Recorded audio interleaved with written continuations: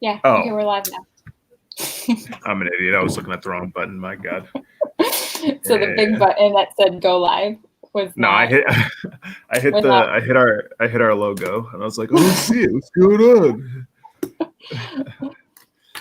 on? So I definitely thought about having Push join us today as like a emotional support animal. Oh my God. But so I'm not in the room that I'm normally in because the boys are watching playoffs. And so I'm in a different room, and Push doesn't, so I can like close the door and there's no, but Push doesn't like this room. So I thought it would be unfair to him to force him to be my emotional support dog.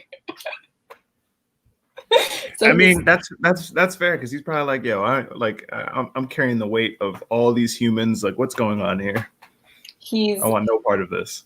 I mean, but also like he's got a fan in that room, and so he just plops down in front of the fan and like gets petted and watches basketball and chews on his toys. He's living.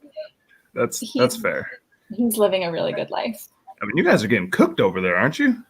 It's really hot. Oof. Yeah, it's like hot in here, but I need the lighting. So anyways, yeah, right. It's like climate change. Didn't I hear like 110 or something like that? Like shit. Yeah. I mean, here it's not so bad, but like I think Natalie was saying Stockton is like 111. It's crazy. Gotta be kidding me. Oh my goodness. Yeah, we're just doing pre-show stuff. People just letting people trickle in. Welcome. Yeah. Feel free to introduce yourselves and say hi. I think, I don't know, Sto, how you feel, but I'm a little nervous. This conversation feels really vulnerable. Right. And it feels even more weird to have it without seeing people's faces and reactions. So anyways, those of you who are here, we appreciate it. And thank you for hanging out with us. I think I put out a call maybe 2 weeks ago, like a question, just would this be helpful to you, this conversation around anxiety? And it was kind of surprising, actually, how affirmative the response was. So I think it's something that a lot of us deal with in different ways, and maybe we name it anxiety or maybe we don't, but it shows up. And so we would love for this to just be interactive and hopefully helpful. We really want this to be helpful. And if, it's hard times, we're all struggling with a lot of things. So in the episode caption, the kind of description for this episode, there's also a number for the suicide helpline. And if you are, if you're struggling, if you need resources, if you're worried about a friend, they are incredible. I've had to call them a number of times, and they're so patient. And so, they understand the space that you're in when you call, or whether it's for yourself or you're calling for someone because you're concerned. So that number is there, and please don't be afraid to use it. Sto, how are you doing? Yeah, should we jump into it? Yeah, no, I hope you guys are doing well. Hope you guys are taking care of yourselves out here. This is going to be, a more vulnerable episode. Okay, people, I hope you'll ride with us here as we talk about anxiety, mental health, stuff like that. Like Nora said, everyone's dealing with a bunch of stuff right now. We understand that. I'm sure, I know I'm dealing with some stuff. I'm sure Nora is as well. So we just want this to be an open space, an open conversation. We want you guys to feel comfortable talking to us and comfortable sharing your experiences and stuff like that. And then, like Nora said, we have some resources down in the description below if you do need help and stuff like that. So y'all, welcome to Office Hours. My name is Nora. I'm a creative consultant. I work one-on-one with artists and brands, helping them figure out what success means to you, and then developing strategy around how to achieve that success, teaching the tactics to implement that strategy, all without giving up your creative control, your financial freedom, or your personal integrity. So getting you the most money without making you give up your dreams, and overthrowing white supremacy, capitalism, and patriarchy in the process. Exactly. Sto, you want to introduce yourself? Yeah, what's up, guys? Sto, you already know who it is. Get a website, make sure your stuff's all together, all that jazz. Always helping artists with their branding, album rollouts, writing bios, et cetera, et cetera. Just helping you guys kind of pave the way, get your own profit, and make sure you keep that money. On a totally side note, Sto, but you would be really proud of me. I finally registered for my domain name. So Oh my God. I am now one baby step closer to finally getting a website. And actually, so I think maybe this is a good transition to start this conversation, because what we're talking about today is anxiety. And one of the ways that my anxiety shows up is that something like as simple as getting a website just is so daunting. And it's daunting because I feel so much pressure about it has to be perfect. And what if I don't capture it correctly? And what if how do I tell my story? And is it too egotistical to talk about myself and have a whole website dedicated to me? And my mind just goes through a million different things. And so when I sit down to do something towards the website, I just come up against this block. Right. And so it seems like so small to just register for my domain name. But if I tell y'all how big of an accomplishment that was the other day, because it's the first, so I don't know. I mean, I think for me, when we talk about anxiety, and I've dealt with anxiety my whole life, I can point to its root, it's rooted in being born in war and having to live on multiple continents and like constantly feeling instability. And I'm sure there's like all this other trauma. But the ways that it shows up for me is that there's like my mind is constantly thinking, constantly overanalyzing. And in some ways it makes me like overproductive and hyperachieve. And then in some ways it just holds me back. And so an email that might take someone 30 seconds to respond to will sit in my inbox for 3 months because it just feels so, but it takes me 3 minutes of work. It's like nothing to respond to, but I think about it and I worry about it and I get stressed, and so I know I'm not the only one that feels this way. And I want us to start this conversation by normalizing some of these things that we experience, that there's no shame in feeling the way that you feel. Hopefully what we can talk about today is ways to like navigate and deal with it. But so is like, what's your relationship with anxiety? I mean, yeah, I pretty much have dealt with anxiety, depression, stuff like that for, I'll say at least since 12 years old or something like that. Yeah. And kind of like you, certain tasks, I feel like anxiety causes people to overthink a lot of things as well. And I'm definitely one of those people. So whether it's simple tasks or even bigger tasks, I find myself going through it over and over again, or, even just the idea of like, whether it's like taking rejection or like the idea of failure or whatever, like I find myself beating myself up over stuff like that. So yeah, that's literally just one of many ways how it affects my work life and stuff like that.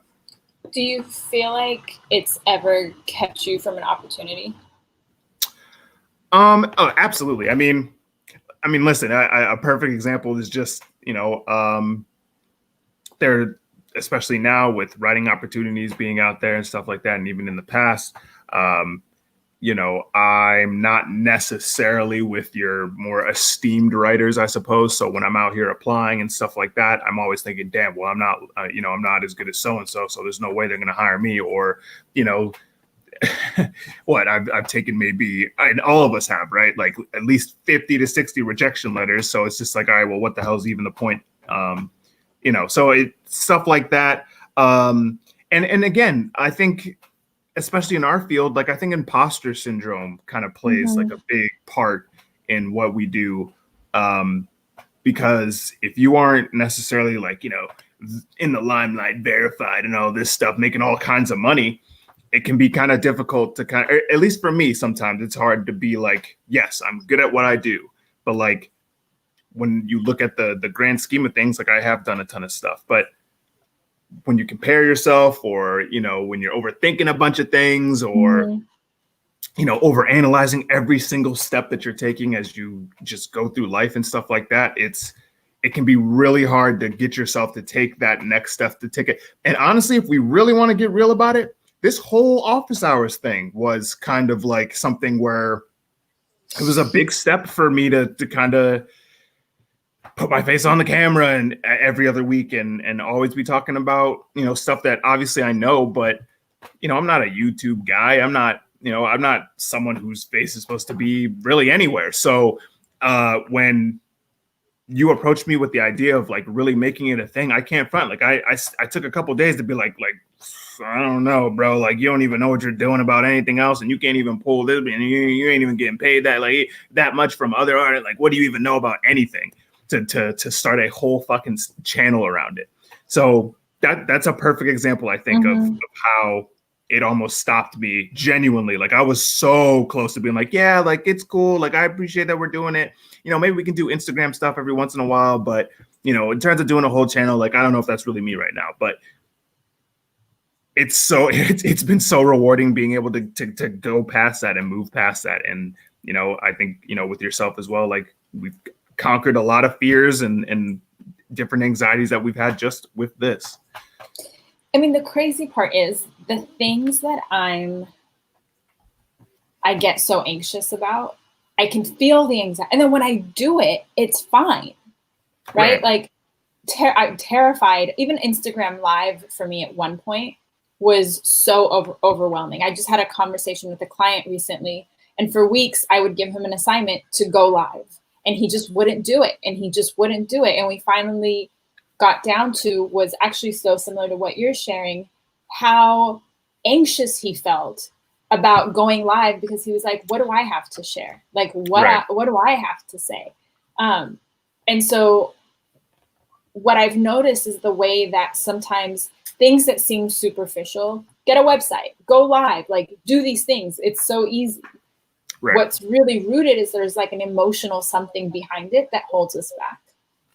For me, it was like putting my face, like video, even now, still today, I'm like so self-conscious, but I keep doing it. And each time I'm fine. And so one of the things that I found is the way that I have to fact check my brain. Like the things that my brain thinks are scary, I have to like be like, well, last time you thought this was scary and you did it anyway and you turned out fine. Or, you're afraid of this, but this is something you needed to be afraid of when you were 3 and now you're a grown woman and this isn't, and to really like have these conversations with my anxiety. Because otherwise I have to control it, because otherwise it'll like rain. Shout out to Dom. Thank you. Dom Shalom says this is a great topic. Thank you. And for those of you who are tuning in, please feel free to introduce yourselves in the comments. Tell us who you are, what you do. If you have any questions around anxiety, but also anything else. Office hours is a broad range of topics. And so we're here to answer all of your questions. So kind of talking about this question of like anxiety and art and career, what are some ways that anxiety can impact an artist's career or impact the art? And I wonder if it's different the way it impacts the art versus the career. Yeah, I mean, and I'm, speaking as an artist myself, like I can definitely say anxiety has fueled my music before, but in that same breath, it's worked in reverse, where I have a hard, like, especially currently, actually, like I've had kind of a hard time working on music and just pushing myself to do all that, to work on music on top of everything else that I'm already doing. And I think I'm sure there are a ton of artists that feel that. And then, I think the pressure, or not even the pressure, but the weight that comes with putting your entire being into a song or into a track or into a project, and then everything that comes along with it, or even just, in a lot of cases where cats are making the music and then just putting it out there, if it doesn't catch the numbers that you want it to, or if it doesn't meet your expectations, like that definitely can cause some discouragement and anxiety around, okay, well, do I really want to release again? And this is, for me, that was my personal experience when I first got started, for sure. It's like, oh, damn, like no one's listening to my music. Like, what's the point? Like, why am I even doing this? Like, there's no point in expressing my real experience in life, because no one even wants to fucking hear it. So I think when artists put that pressure, and especially now with social media, where you're looking at every other artist that's dropping, whether inside your circle or outside your circle, and you feel like you're working just as hard as everyone else, but you can't seem to make any legway. Like, I feel like all of that stuff can weigh in on an artist and whatnot, and stop them from either pursuing that artistry or honestly just a willingness to express themselves, to be frank. Yeah. I mean, one of the things I see too is a type of like self-sabotage that I don't even know artists are like doing intentionally. But what if I put out this art that I've put my heart and soul into? What if I put it out and I put all my promo and all the marketing behind it, and it still doesn't do well? Right. And so what I see sometimes is artists like half-ass their promotion subconsciously, but intentionally. So that if things don't go well, and I think you and I have talked about this before, like if it doesn't get the streams, if it doesn't reach the goals they have in mind, then you can say, well, the algorithm didn't, it was the algorithm, or I didn't really promote it, right? It's the same thing we used to do. I used to do in school, where I procrastinate, and then write my paper 3 hours before it was due, so that if I didn't get a good grade, I'd say, well, I only spent 3 hours on it. Right. Like it's almost expecting ourselves to fail. So we set ourselves up to failure, and then it becomes this like cycle. Yeah, genuinely. And I think part of it is becoming aware of these patterns. Oh, I'm self-sabotaging. Oh, this is my imposter syndrome. Oh, this is fear. This is whatever. To be able to identify it and name it, because then I think it makes it easier to pull out the behavior or to do something about it. Go ahead. Sorry. No, you're totally fine.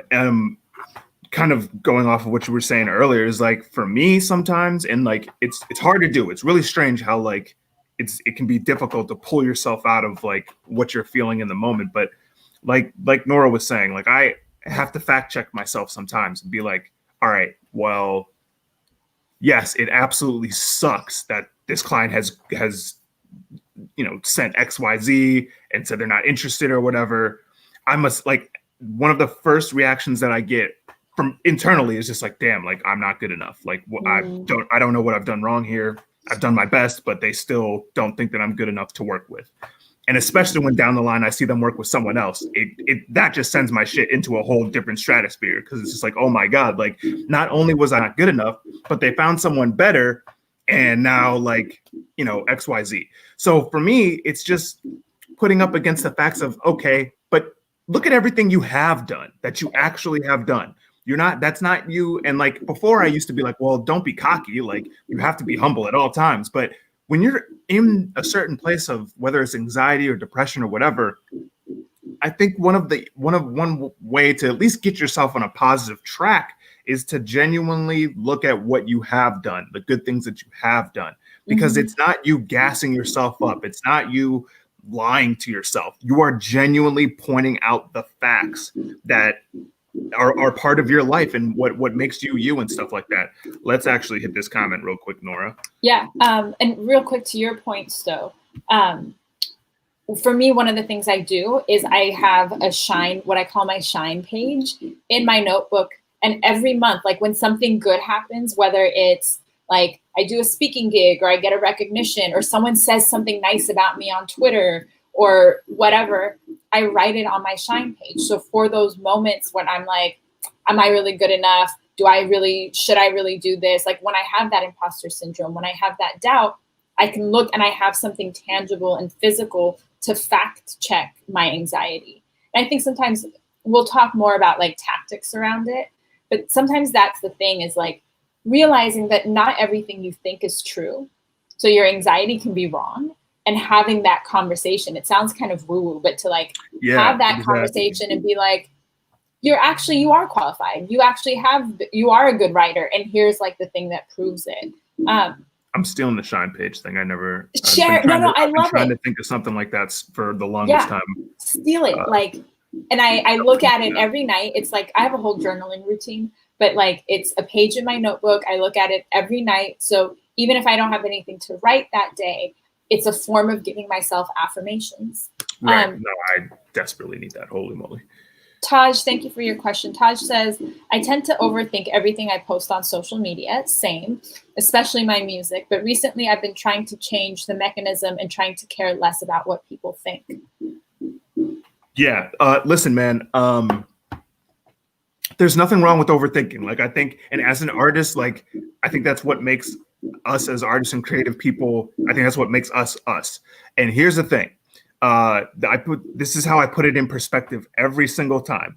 Like, these aren't the best examples, but this is how I think. No matter what you do, no matter how well you do, because that's the thing, as you keep working and keep, working on your craft and stuff like that, you're only going to get better. And as you continue to get better, there are still going to be people that don't like what you're doing, straight up. No matter what happens, you could blow up tomorrow, get a $1 million stack, be #1 on Billboard. People will still find a reason to hate. Capitalistic bullshit aside, Beyonce, Drake, whatever, any artist that you think is top notch in the Holy Grail or whatever, they get clowned daily, every day on social media. There are people talking shit on them, saying this, saying that, doing this, whatever. That's daily. And they are some of the best artists to ever walk the planet. So keep that in perspective when you're creating, man. Like, I promise, everything that you're doing, like, you're going to make mistakes. You're going to, do things that aren't necessarily like, what you consider to be positive or whatever. But as you keep getting better, you'll be able to again, like you said, do that shine page, man. Like, be writing down everything that people are saying, because with what people are saying on the bad side, there are more people that are in your circle right now supporting you and wishing you nothing but good wishes, man. Yeah. And first of all, Taj, I love that you're going to create a shine page. If you ever want to screenshot it and send it to me, I would love to celebrate your shine with you. But, it's a choice whether or not we focus. I think sometimes when we talk about like feelings and emotions, we think that our feelings and emotions are things that happen to us and we have no control over them. And really, we have more control than we think. We're more in charge of our feelings than we oftentimes give ourselves credit for. And so this point about, do I focus on the negative and what people think, or do I focus on what feels good to me? And do I focus on those who are engaging, is a choice point. And so to approach it from, I don't care what people think, I'm going to do what feels good to me, is such a powerful statement of trusting in yourself. Or to say, rather than focusing on the haters, I'm going to focus on the people who are engaging with me. And so now you're approaching it instead of approaching it from a place of lack or weakness, you start to approach it from abundance and strength. And that's attractive to people, right? Exactly. Like, strength is attractive, belief in yourself is attractive, confidence is attractive. And so as you start approaching it from a strength-based perspective, you'll attract more and more. I think the other, just to go back really quickly on anxiety and career, I think the other place where sometimes that tension shows up is, I want to do art for art's sake. Right. Which let me say, if you just want to create for the sake of creating, there is absolutely nothing wrong with that. There's value in art for the sake of art. There's value in the process of creating, and not everything has to be put out for consumption. And also, if you want to make art a career, then you do need to put effort into the career aspects, into the business aspects, into the administrative aspects. And I think sometimes where the anxiety, like a symptom of the anxiety, is when people say things like, well, I just want to create, I'm not good at business, or I just want to create, and which becomes so now you're making excuses for yourself. And so the lack of exploration around the career and business part, when it is something valuable to you, is another place that shows up. And what I want to say is, it's okay. Here's a theme for today. It's okay to approach the business and make mistakes. Because it's going to happen. It's going to happen. Like, look, it's okay to sign a bad deal. It's okay to make a bad financial decision. It's okay to, give credit for something. Like, it's all okay, because you will get other chances and you will make more music. But so I say that to say, if that hopefully gives you, for lack of a better term, like permission to start to play in the business space, and say that you want to put your art out there and start to play around with that. It doesn't have to be perfect. I think sometimes a lot of my anxiety comes from like, it has to be perfect. And what if people don't understand it? And what if I get misinterpreted? And what if there's a typo? Like, typos give me so much anxiety. That shit drives me crazy. And I have been known to delete posts and tweet and so anyways, I'm getting off track, but the grounding of it being, it's okay to make mistakes. Yeah. And Nora's nailing it, honestly. Like, from like everything that we talk about on here, like, and one thing that we talk about in every topic is it's trial and error, yo. Like, everything's not going to be perfect. Mm-hmm. Everything's not going to hit 100% every time. And listen, guys, like, I know I'm bringing myself up as an artist a lot, but like, some of you guys don't even know that I'm an artist. And part of that has to do with my lack of putting myself out there like that. But also just going all the way back to when I first started, like, yo, like, I made so many mistakes as an artist. Like, I tweeted about it the other day. Like, I used to spam all the time when I was in college. Like, because I was like, oh yeah, it's scheduled. It looks hip. Like, I'm a genius. I can't believe I figured this out. And you know, again, and I only say that to say I went from spamming a ton to where I am now. And like, it may not look like a ton, but that's a lot of growth. And I think when you guys look at your full spectrum of everything that you've accomplished over the course of your life and over the course of your career, you'll see that, yeah, you may have made some mistakes and whatever, but you are growing. You are making progress. You're not going to, and that's the other thing. I think we sometimes like expect ourselves to take this huge leap every time we release a track or release an album or do something, do anything for that matter. 9 times out of 10, you're taking smaller, more incremental steps. I used to think this all the time, like, oh shit, like I put out 5 mixtapes, I'm about to blow up. Like, but then when, you know, I still wasn't very popular and stuff like that, I was like, damn, like that can't be right. Like what happened? So being patient with the process and being patient with yourself to make mistakes and stuff like that, it is part of the process. Even with office hours, we've made mistakes here, folks. Like that's just part of the job and part of what I think makes what makes all of this so great is just we're able to make those mistakes and we're able to learn from it and then come back. You guys can do the same thing. I think that's a good transition to maybe starting to talk about like some tips and strategies that have worked for us in managing anxiety. And I'll tell you, like for me, like one of the things that I have a lot of anxiety around is promoting my projects and events. And in particular, newsletters. Like sending someone an email to be like, sign up for my blah, blah, blah is so stressful, but I push myself to do it anyway. And what helps me is by being able to say, hey, this thing is making me anxious. Like when and you all have seen me do it on office hours when we say like, today I'm anxious or I'm really nervous but being able to name it, then like puts it in a space. You don't have to hide. You don't have to do the emotional work of hiding it, which is also exhausting. So that's one of the things is as you get more and more comfortable talking about it, I refer to my anxiety as like my anxiety, as if it's like an object outside of myself. And that makes it easier to like talk about it and deal with it if you want to name yours. So that instead of like getting frustrated, you can be like, hey, Bob, what's up with you today? And you start to have those conversations. And that's really one of the things I would offer as like a core suggestion is when you start feeling anxious, to really have a conversation with the anxiety. What do you need? What do you feel? What's going on? And like journal or write, like we're creative. So like create around that in conversation, because anxiety only gets worse the more you ignore it. Mm-hmm. And so if you're able to, which is scary, right? Because you're like, you think, I mean, for a long time, and I deal with a lot of depression. And so sometimes I fear that if I feel something, I'm going to feel it so strongly that it's just going to like take me out of commission. Like it's scary, like sad feelings, difficult feelings are terrifying.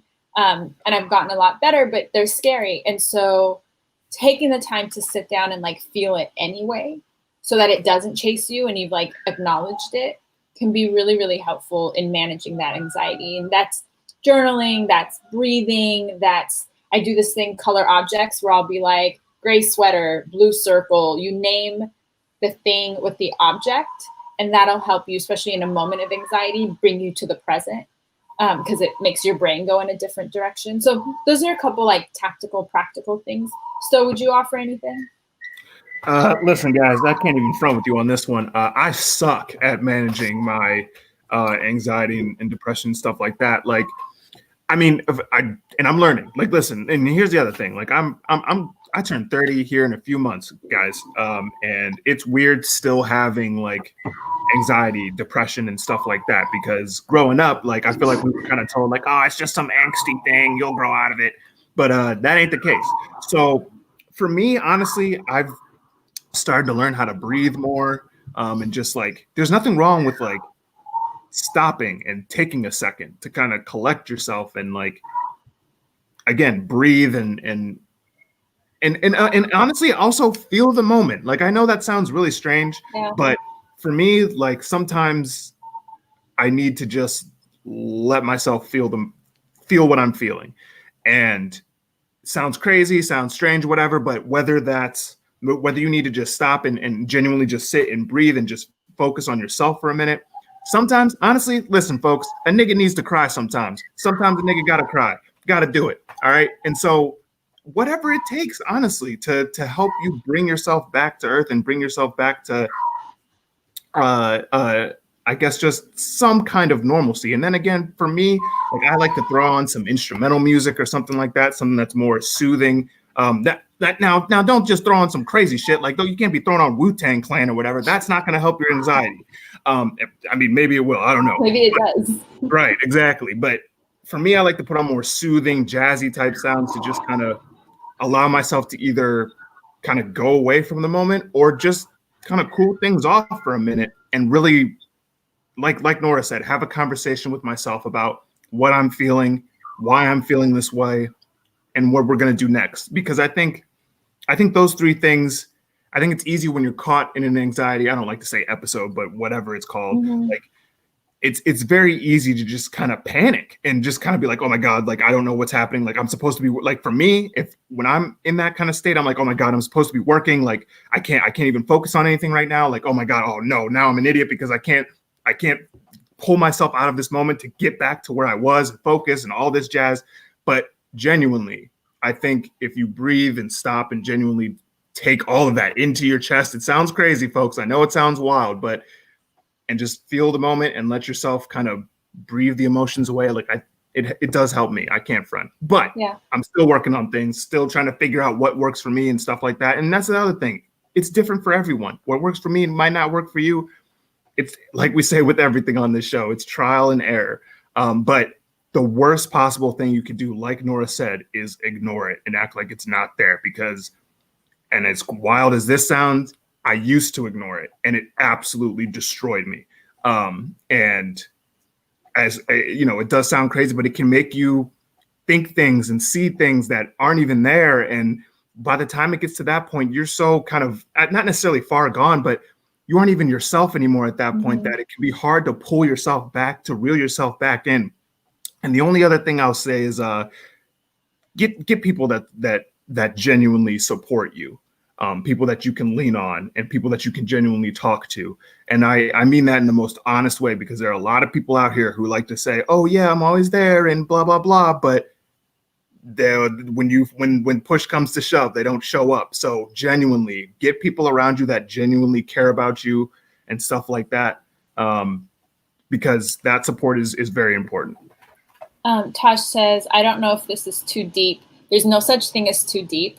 But I've noticed tremendous progress by practicing simple breathing techniques and meditation, just going outside and even stepping away from everything for a minute. Yeah. And I mean, I think one of the things that we've all shared is how important it is to just take a breath and like stop and feel your feelings. I think the other piece is don't get mad at yourself for feeling anxious. I don't know if other people feel this, but I do, where I have a deadline or I have something to do. This happens a lot. I get a lot of social anxiety. So going to events is like, but it's my work. Like, I have to do it, but it just makes me so anxious. And so I go through this whole process of like, should I go? Should I not go? If I choose not to go, then I get mad at myself for not going. And it's this fucking spiral. And what I've learned is to say, whatever decision is going to make me feel comfortable, that's okay. I don't need to be mad at I don't need to be anxious about the fact that I'm anxious. Right.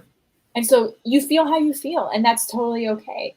The other thing I want to say is, if you feel like your anxiety is really interrupting your life, there's so much support out there in the form of support groups and helplines and therapy and counseling. If you need to take medication, please take your medication. There's no shame in any of that. And I think sometimes we feel like, well, just tough it out. I used to think for a long time, like, I'll just think myself better. Like, I'm strong. Right. But it honestly, like, it takes so much courage to talk about these things and face these things and to do the work of healing. And so if anyone's watching this and you are curious about therapy, you have questions about therapy, you want resources around where to find therapy, my DMs are always open. I'm happy to talk to you about what like therapy is like, or help you find resources in your community. To Sto's point, like, we're not meant to deal with any of this alone.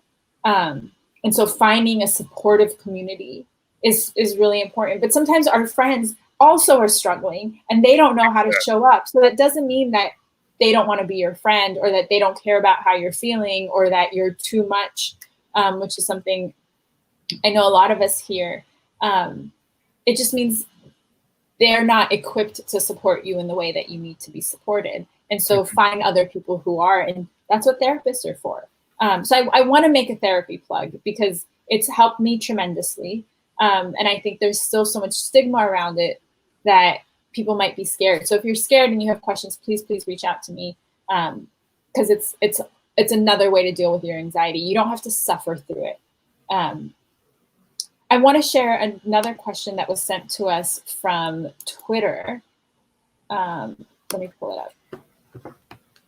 And thank you all for hanging out with us. If you have questions or things to add to the conversation, please keep talking to us. Chicken Noodle on Twitter had asked, do you find yourself boxing in your creativity to meet deadlines, whether those deadlines are real or imagined? And how do you maintain the motivation to meet those deadlines without getting stressed? So like limiting your creativity to meet the deadline that you've decided for yourself.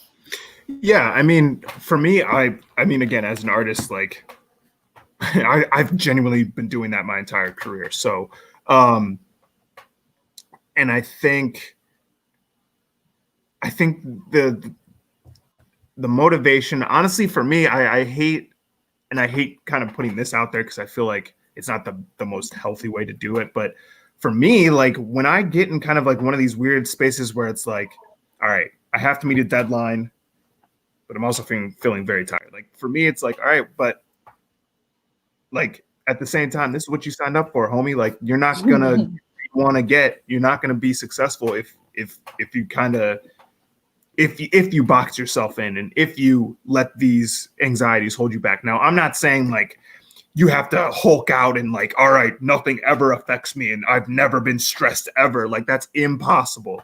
But I think when you put yourself in a situation of, okay, like I can get this done. I like just whether it was a week ago or a few weeks ago, whenever you decided to meet this goal, I had a plan for that. You know what I mean?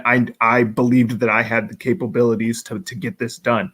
And I think when you go back and pull the motivation from where you started, like that has helped me so many times. I get so burnt out sometimes doing this work. But when I remind myself why I came into this and why I'm here, I think that's what helps me push back or push through some of these deadlines and feeling boxed in.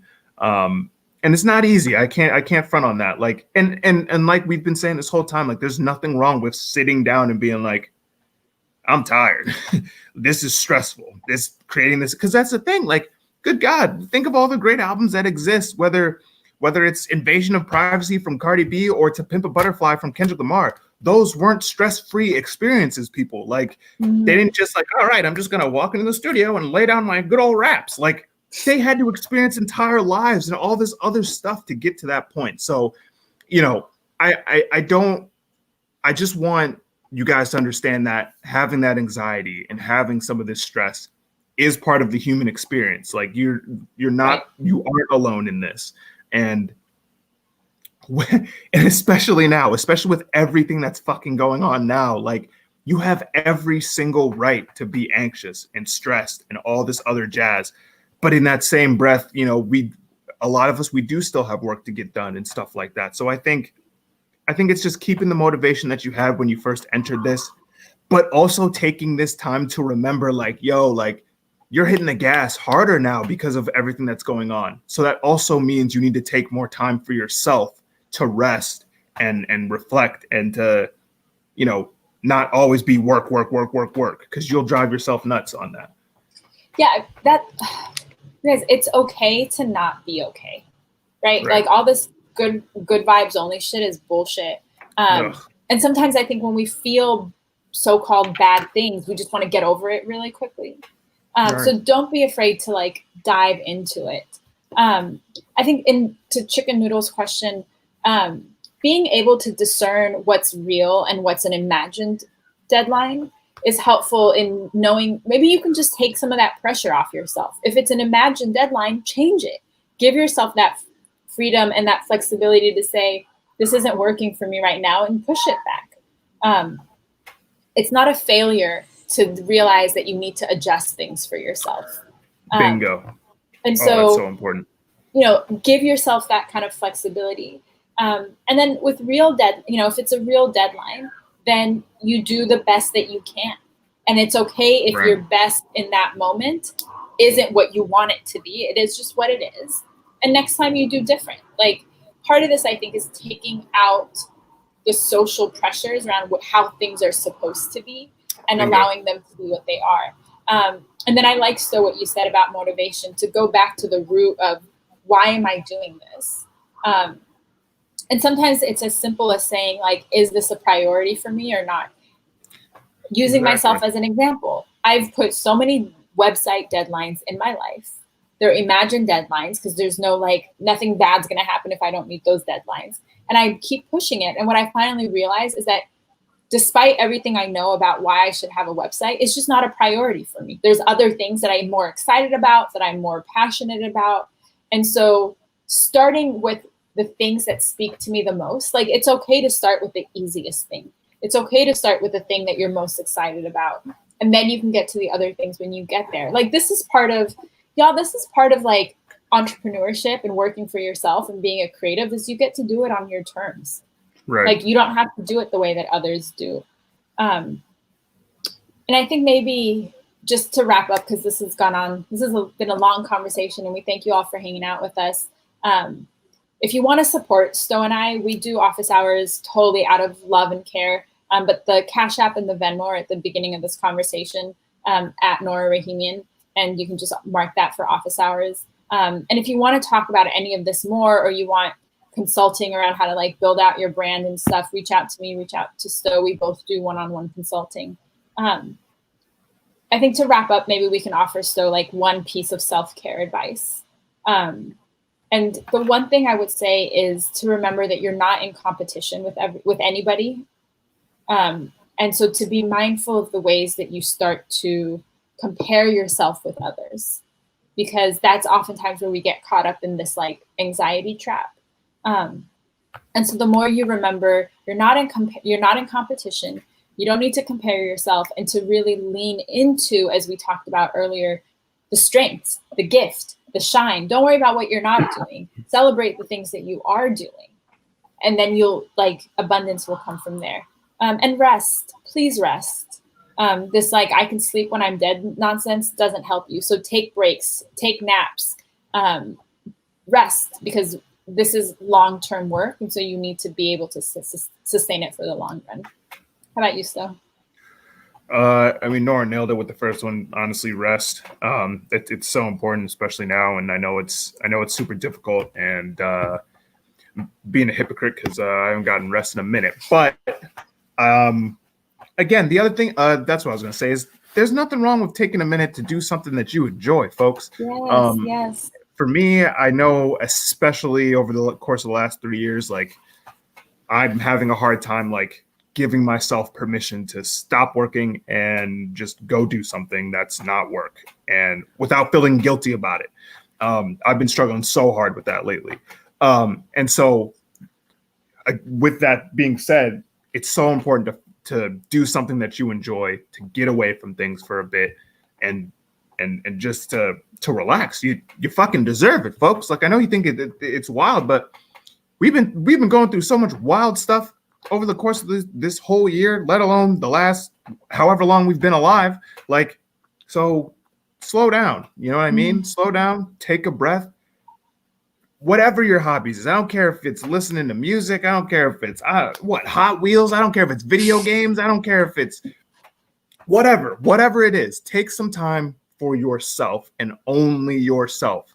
And then the only other thing I'll say, just because I know I need to follow this advice, take a break from social media, whether it's for a few hours or even a day, week, whatever. Take some time and just get away from it, because especially now, like, there's so many different conversations going on. There's so many different, well, if you don't do this, then you must be this. And if you're not doing that, then you suck. And all that stuff.